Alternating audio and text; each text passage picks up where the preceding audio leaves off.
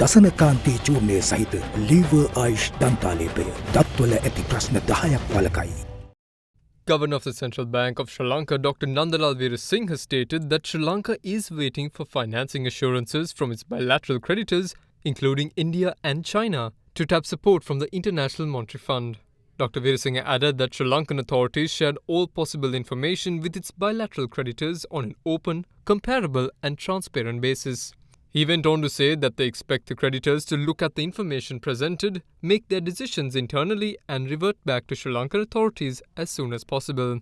The governor went on to say that from the time the Sri Lankan government entered the provisional agreement with the IMF, India has underscored the need for creditor equitability and transparency. However, the governor stated that after the creditors provide financing assurances, it would likely take the IMF board 4 to 6 weeks to approve the package. Meanwhile, Dr. Veerasinghe said that Sri Lanka can now manage without bridge financing, as the country has been doing so since July. He explained that Sri Lanka can manage with its export proceeds, worker remittances and some support from the Asian Development Bank and the World Bank. The governor further went on to say that Sri Lanka has debt service commitments to the tune of $6 billion a year for the next several years, and that Sri Lanka is looking at negotiating a way to repay the loan amounts over the next 20 years rather than the next 4 to 5 years.